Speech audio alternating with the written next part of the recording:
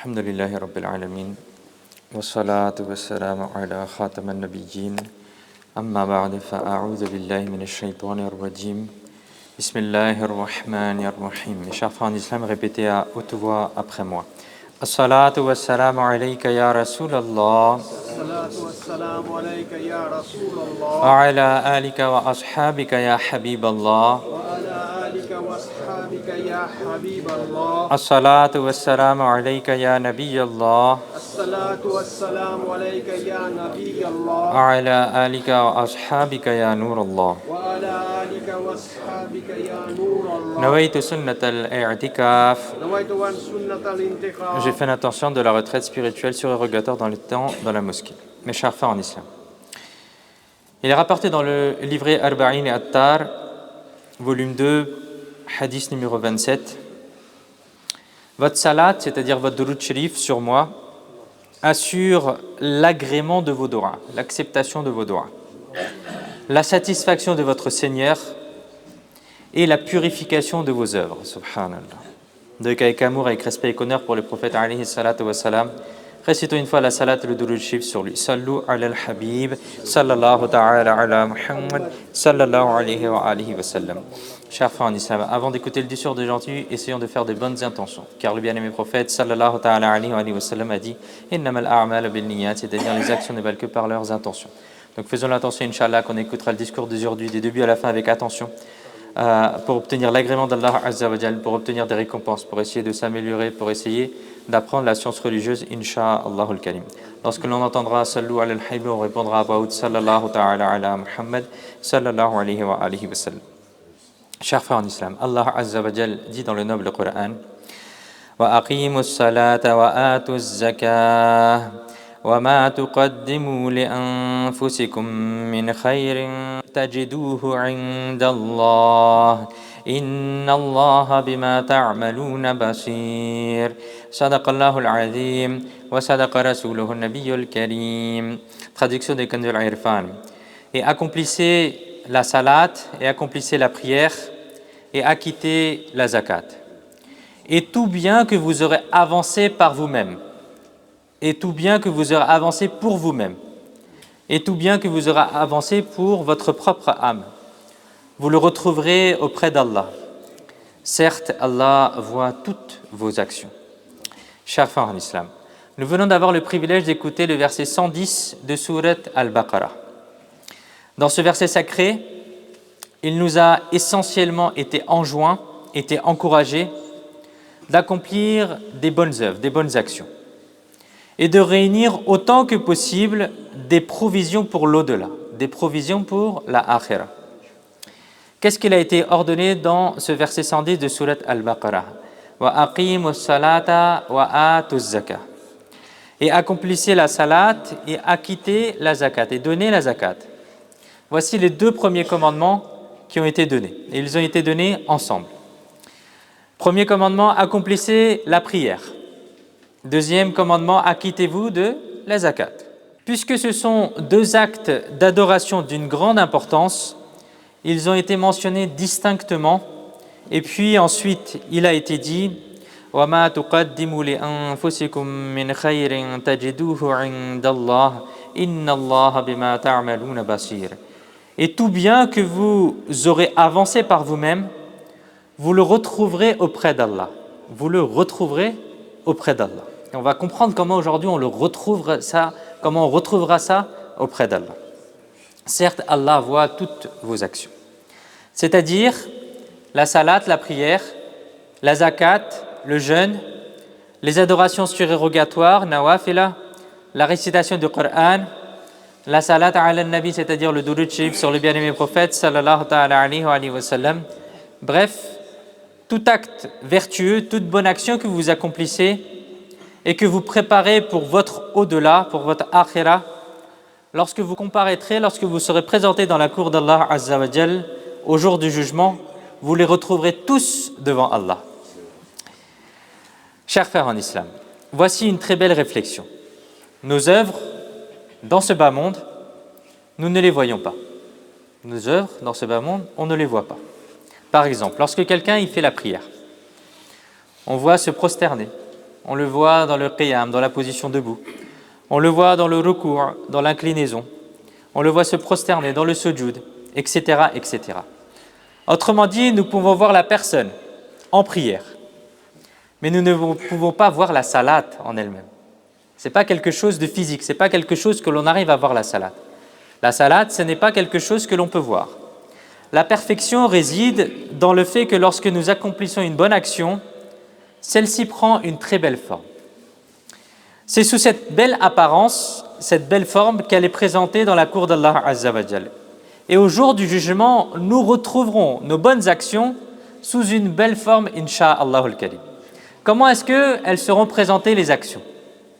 Il est rapporté par le serviteur du prophète, Sayyidina Anas ibn Malik, radiyallahu ta'ala anhu, que le bien-aimé prophète, sallallahu ta'ala alayhi wa sallam, a dit les belles paroles suivantes. Celui qui accomplit les prières dans leur temps. Celui qui accomplit quoi? Les prières dans leur temps. Qui fait correctement ses ablutions pour la prière. Qui respecte parfaitement le qiyam, c'est-à-dire la position debout. Le khushu', l'humilité. Le ruku', l'inclinaison. Et le sujud, la prosternation. Sa prière sort alors blanche et lumineuse. Et qu'est-ce qu'elle dit, la prière? Elle dit qu'Allah Azza wa Jal te protège comme tu m'as protégé. Allahu Akbar. Comment est-ce que la prière elle est faite? La prière elle est faite dans son temps. La prière elle est faite correctement avec les ablutions parfaitement. La personne elle respecte le qiyam, elle respecte le ruku', elle respecte le sujud, elle respecte le khushu', l'humilité la personne doit avoir en se présentant dans la cour d'Allah Azza wa Jal. Qu'est-ce que la prière elle fait? Elle s'en va blanche et lumineuse, en proclamant qu'Allah te protège comme tu m'as protégé. Allahu Akbar. Dans la suite du hadith, qu'est-ce qu'il est dit? Mais celui qui accomplit la prière hors de son temps, n'exécute pas correctement ses ablutions, elles ne sont pas kamil ses ablutions, n'atteint pas le khushu', il n'est pas humble, il n'est pas concentré dans sa prière, n'achève pas pleinement le ruku', l'inclinaison et le sujud, la prosternation, alors cette prière s'élève noire et obscure en déclarant qu'Allah te néglige comme tu m'as négligé. Allahu Akbar. La prière, elle fait dua, elle prend une forme et elle fait dua si on la fait correctement, si on respecte la façon de faire la prière qui est correcte, si on fait les ablutions correctement, alors elle devient blanche et lumineuse et elle dit qu'Allah te protège comme tu m'as protégé. Mais si on ne fait pas correctement les ablutions et qu'on fait la prière sans humilité, sans concentration, en respectant pas les arkan, les commandements et les règles de la prière, alors la prière elle s'élève noire et obscure. Et elle déclare qu'Allah te néglige comme tu m'as négligé. Allahu Akbar. Et ensuite dans la suite du hadith, il est dit jusqu'à ce que Allah la conduise là où il veut. Puis elle est enroulée tel un vêtement usé, pour la personne qui n'a pas bien fait sa prière. Jusqu'à ce que Allah la conduise là où il veut. Puis elle est enroulée tel un vêtement usé et jetée au visage de cette personne qui priait. Allahu Akbar.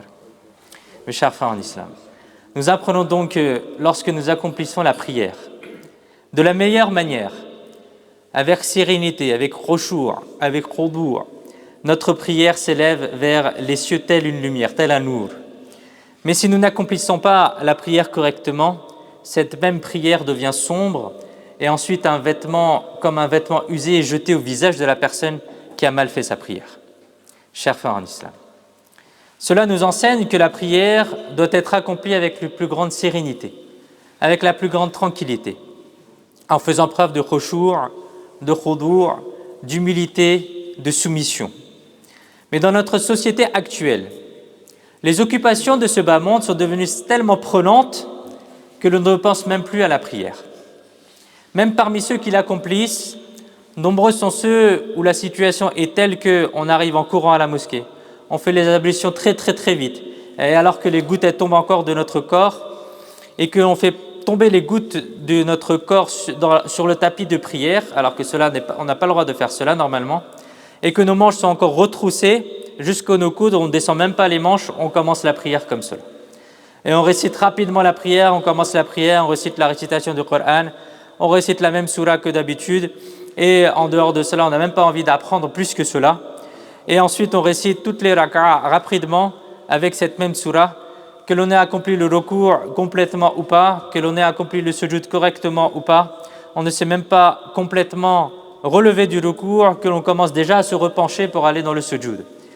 Après s'être relevé de la prosternation, nous ne nous étions même pas assis droit que nous étions déjà dans la suivante. C'est-à-dire que la personne, elle n'a pas respecté l'ordre, le droit de la prière.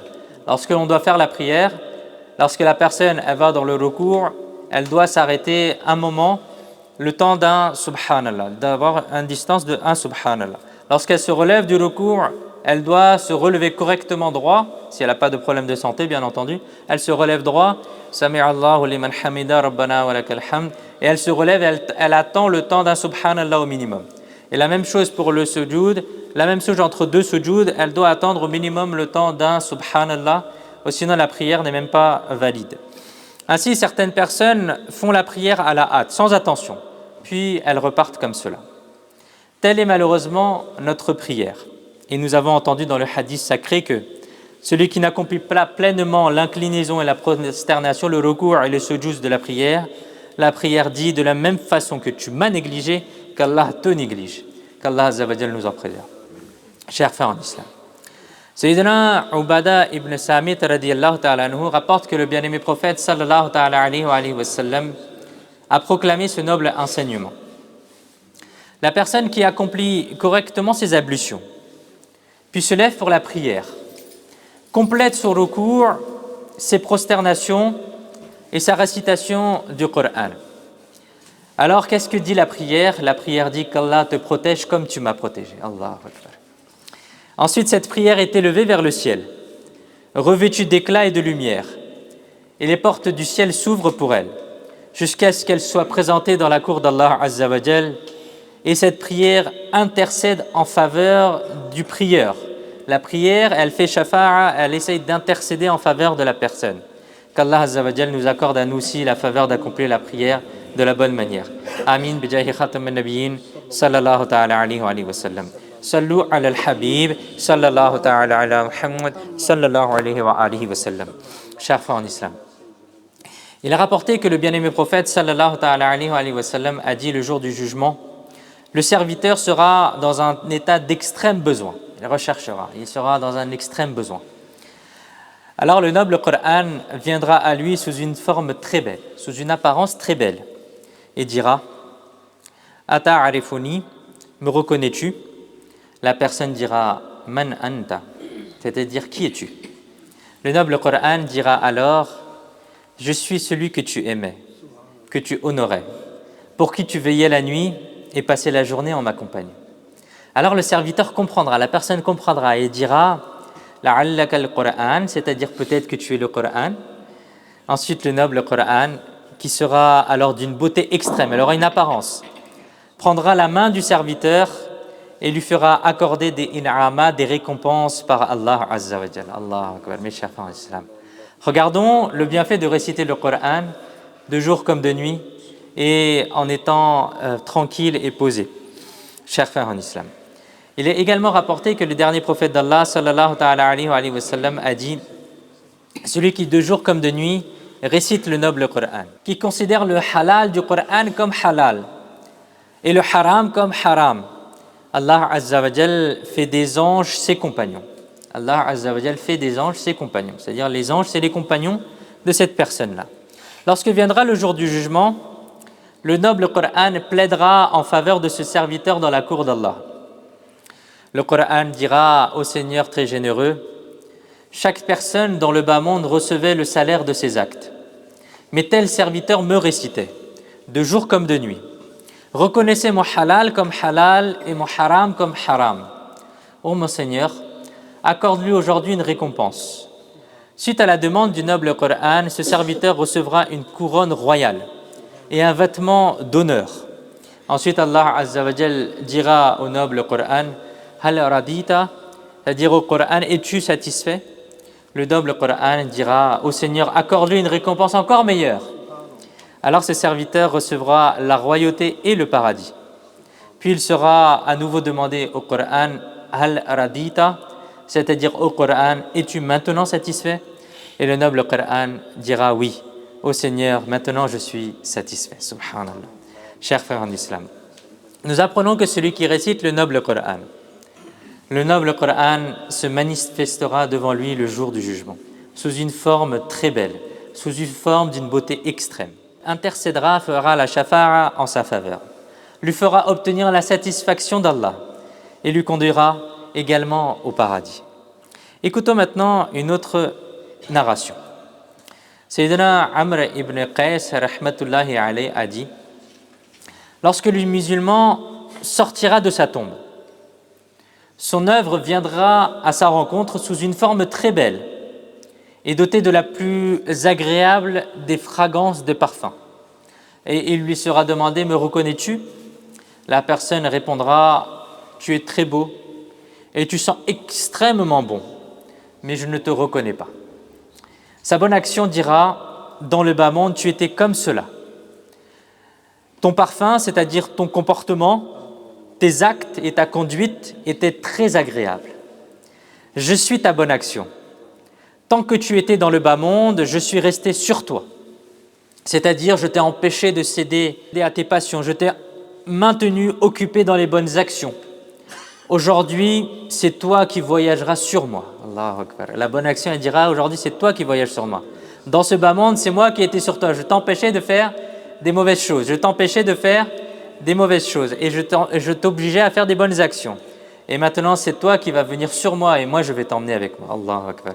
Ce sont là les bonnes actions, mes chers frères, qui prendront une bonne forme et qui plaindront en la faveur, qui intercéderont en faveur du musulman. En effet, Allah Azza wa Jal dit dans le noble Coran, verset 110 de Surat Al-Baqarah: وَمَا تُقَدِّمُوا لِأَنفُسِكُم مِّنْ خَيْرٍ تَجِدُوهُ عِندَ اللَّهِ. Et tout bien que vous aurez avancé pour vos âmes, pour vous-même, vous le retrouverez auprès d'Allah. Et on vient de comprendre comment on retrouvera ces bonnes actions-là auprès d'Allah. Nous apprenons donc que toute bonne action que nous accomplissons se présenteront devant nous au jour du jugement, avec une très grande beauté. Nos bonnes actions intercéderont pour nous et elles nous donneront droit aux récompenses, aux in'amat d'Allah Azza wa Jal, et elles nous conduiront au paradis, Inch'Allah al-Karim. Chers frères en islam, alhamdulillah, summa alhamdulillah. Nous sommes dans le noble mois de Rajab al-Murajjab. Rajab est un mois très béni. Rajab est un mois marqué de dignité et de respect. C'est un mois sacré parmi les 4 mois sacrés qu'il y a dans le calendrier musulman. Le compagnon du paradis, Sayyidina Anas ibn Malik radiyallahu ta'ala anhu, a rapporté: lorsque le noble mois de Rajab arrivait, le bien-aimé prophète sallallahu ta'ala alayhi wa sallam faisait cette dua-là: Allahumma barik lana fi Rajabin wa Sha'bana wa ballighna Ramadan. C'est-à-dire, Allah Azza wa Jal, accorde-nous tes bénédictions dans Rajab et Sha'ban et fais-nous parvenir jusqu'au Ramadan.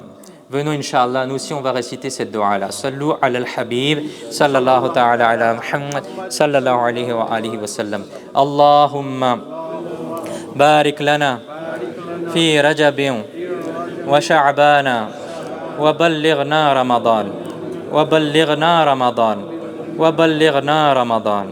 Sallu ala al-Habib, sallallahu ta'ala ala Muhammad, sallallahu alayhi wa sallam. Chers frères en islam, le célèbre commentateur du Coran, Mufti Ahmad Yarkhan Naimi rahmatullahi alayhi, a affirmé dans l'explication de ce hadith que le sens de cette dua du bien-aimé prophète sallallahu ta'ala alayhi wa sallam est que: ô Allah Azza wa Jal, accorde-nous la bénédiction, la baraka dans nos adorations pendant Rajab, accorde-nous le khushu' et le khudu', c'est-à-dire l'humilité et la concentration dans Sha'ban, dans le mois de Sha'ban, et accorde-nous d'atteindre le Ramadan, de jeûner pendant ce mois-là et d'accomplir les ibadah pendant les nuits du Ramadan. Et les respectables savants ont dit que Rajab est le mois où l'on sème la graine, le Sha'ban est le mois où on l'arrose et Ramadan est celui où on le moissonne, c'est-à-dire on récolte les bonnes actions. C'est-à-dire que pendant le mois de Rajab, les soufis disent que appliquez-vous à faire beaucoup d'efforts pour faire des nawafil. Pendant le mois de Sha'ban, pleurez pour vos péchés, pour vous faire pardonner vos péchés. Et pendant le mois de Ramadan, cherchez à satisfaire Allah Azza wa Jal et récoltez de ce champ en toute sécurité. Regardons mes chers frères, un exemple très simple. L'enfant qui va à l'école, qui étudie, qui fait des efforts, c'est lui qui va recevoir un diplôme à la fin. Mais celui qui ne va pas à l'école, ou qui va un jour il n'y va pas, qui n'étudie pas, qui ne fait pas ses devoirs, qui ne fait aucun effort, ce n'est pas le diplôme qui va venir à lui un jour et qui va lui dire « bah voilà, tu n'as pas travaillé, mais c'est pas grave, je te donne ton diplôme ». C'est pas comme cela. De la même manière, mes chers frères, si aujourd'hui nous préparons notre akhira, alors seulement nous pourrons prétendre à la récompense de la akhira. Dans un hadith sacré, il est dit que l'homme intelligent est celui qui se remet lui-même en question, qui fait sa muhasaba, c'est-à-dire qui fait l'examen de soi. Il pense à est-ce que j'ai passé une bonne journée, est-ce que j'ai passé une bonne semaine, est-ce que j'ai fait mes obligations, est-ce que j'ai fait ma lecture du Coran, est-ce que j'ai fait mes bonnes actions, est-ce que je me suis préservé des péchés. Il se remet en question régulièrement. L'homme intelligent, dans le hadith, il est dit que l'homme intelligent est celui qui se remet lui-même en question et œuvre pour ce qui vient après la mort et fait les actions pour ce qui vient après la mort. Et l'incapable est celui qui suit les passions de son âme, tout en nourrissant des espoirs envers Allah, tout en nourrissant des espoirs illusoires envers Allah. C'est-à-dire qu'il ne fait rien, mais il se dit à la fin, c'est pas grave, j'aurai le paradis. Non. C'est-à-dire c'est des espoirs illusoires. Il pense comme s'il allait recevoir quelque chose. Tout comme une personne qui n'a pas travaillé toute l'année, elle croit qu'elle va avoir son diplôme. De la même manière, la personne qui ne fait aucun effort, elle ne peut pas penser qu'elle va recevoir quelque chose. Le paradis n'est pas gratuit. Chers frères en islam, les respectables savants donnent un très bel exemple et disent « Celui qui demeure occupé dans les péchés, tout en aspirant au paradis, il a l'espoir, de pas grave, demain j'aurai le paradis. C'est comme s'il désirait faire naviguer un bateau sur la terre ferme. Il essaie de faire avancer un bateau, mais il est sur la terre. Et il est évident qu'un bateau ne navigue pas sur la terre ferme. Il navigue sur l'eau. De même, l'aboutissement du péché n'est pas le paradis, mais c'est l'enfer. C'est pourquoi il nous convient d'avancer vers les bonnes actions et de nous éloigner des péchés. Sallu ala al-Habib, sallallahu ta'ala ala Muhammad, sallallahu alayhi wa alihi wa sallam. Chers frères en islam, il est rapporté au sujet d'une ville qu'elle possédait une loi étrange, qui possédait une loi particulière. À la fin de chaque année, tout étranger qui rentrait pour la première fois dans cette ville, il était accueilli avec des grands honneurs. Et les habitants, qu'est-ce qu'ils scandaient? Qu'est-ce qu'ils disaient? Ils disent, la personne est rentrée, personne ne la connaissait. Et rentrait dans la ville, les gens commençaient à crier « Vive le roi, vive le roi !» Puis, ils le faisaient roi pour une année. Ainsi, un jour, un jeune homme venu d'un pays lointain est arrivé dans cette ville. Les habitants l'ont vu arriver, c'était la fin de l'année. Donc, il n'y a plus de roi, on va nommer un nouveau roi cette fois-ci. Alors, les gens, ils ont crié, le jeune homme est arrivé, les gens ont crié « Vive le roi, vive le roi !» Puis ils l'ont conduit en ville, ils l'ont installé sur le trône royal. Une fois, lorsque le jeune homme a repris ses esprits, il s'est dit « Qu'est-ce qui se passe ?» Il a demandé « Vous m'avez fait roi, mais qu'est-ce qu'il est devenu du roi précédent? Qu'est-ce que vous avez fait du roi précédent? Chaque année, vous nommez un roi, qu'est-ce qui se passe ?» Alors les habitants de la ville ont dit « À la fin de l'année, nous choisissons l'étranger qui entre pour la première fois dans notre ville comme roi pour une année. Puis une fois l'année écoulée, nous l'emmenons loin d'ici, dans une forêt, où même s'il ne meurt pas de faim, les serpents, les scorpions et les fauves le tuent, et ainsi il trouve la mort. » Alors lorsque le jeune homme a entendu cela, il a été saisi d'une crainte, mais en se ressaisissant, il a dit « Montrez-moi l'endroit où vous abandonnez le roi chaque année. » Alors les habitants l'y ont conduit. Après avoir examiné attentivement cet endroit, il a accompli de très belles œuvres pour les gens durant sa première année de royauté dans cette ville. Il a apporté tout le confort aux habitants. Il a fait construire une belle route qui reliait jusqu'à la forêt où ils abandonnaient le roi. Il a fait quoi d'autre? Il a fait ouvrir de nombreux magasins sur le chemin, des magasins d'alimentation, des magasins pour s'habiller, plein de magasins sur la route. Et il a fait venir des gens des régions éloignées pour qu'ils s'installent ici. Cette forêt qui auparavant inspirait la peur est désormais devenue une ville très belle que les gens venaient admirer de très loin. Lorsque sa première année de royauté s'est achevée, il a dit « Conduisez-moi là où vous meniez les autres rois avant moi. » Alors les habitants ont répondu « À partir d'aujourd'hui, vous êtes notre roi pour toujours. Nous emmenons là-bas ceux qui, ayant goûté une année de vie prospère sous leur royauté, oubliaient la suite de leur existence, ignoraient qu'il leur faudrait aussi aller dans un lieu sans humains, uniquement habité par des serpents, des scorpions et des fauves. Mais vous, pendant votre année de règne, vous n'avez pas oublié la suite et vous avez déjà pris toutes les dispositions nécessaires. Vous êtes un homme sage et prévoyant. C'est pourquoi vous resterez désormais notre roi. Allahu Akbar. Mes chers frères en islam, voilà comment nous devons être. Nous avons une destination qui est notre tombe et notre akhira. Et nous devons aussi préparer les magasins sur le chemin. On doit aussi préparer les gens et les actions qui vont aller avec pour qu'on traverse ce chemin-là. On ne doit pas rester sans provision dans ce chemin-là. Mes chers frères en islam, le bien-aimé prophète d'Allah sallallahu ta'ala alayhi wa sallam a dit « Celui à qui l'on a ouvert une porte de bien, il lui convient donc de se précipiter et d'entrer dans cette porte du bien, car il ne sait pas quand elle sera fermée pour lui. » Allahu Akbar. Chers frères en islam, pour l'instant, nous sommes encore en vie. C'est une porte vers le bien, vers la vertu. Pour l'instant, nous respirons encore. Cela aussi constitue une porte vers le bien et vers la vertu. On nous a invités vers la droiture, vers le droit chemin. Cela aussi est une porte vers la droiture. Dans notre cœur, on pense aussi à faire des bonnes actions peut-être à un certain instant et à arrêter de faire nos péchés à l'instant. Cela aussi est une porte vers le bien, vers la vertu. Il nous appartient donc, mes chers frères, de nous empresser d'entrer par cette porte du bien, c'est-à-dire d'accomplir la vertu, la bonne action sans délai et de ne pas repousser ceci à plus tard et de se dire que demain je vais commencer ou après-demain je vais commencer, car nul ne sait que cette opportunité va se représenter à nous ou pas. Qu'Allah Azza wa Jal nous accorde la grâce d'honorer ce mois béni et sacré de Rajab, d'accomplir des bonnes actions et durant ce mois-là et de nous pousser à nous préoccuper, à préparer notre tombe et notre akhira. Retenons bien, mes chers frères, que parmi les actes d'adoration, la toute première et la plus importante est celle qui concerne les fara'id, les obligations.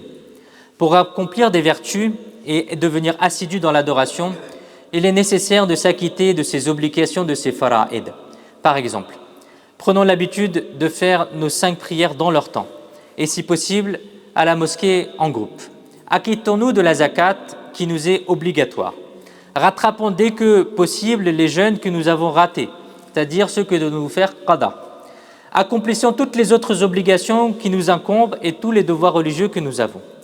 Ensuite, il existe de nombreuses bonnes actions que nous pouvons faire si nous formons notre esprit et que nous éveillons dans notre cœur l'envie de faire des bonnes actions.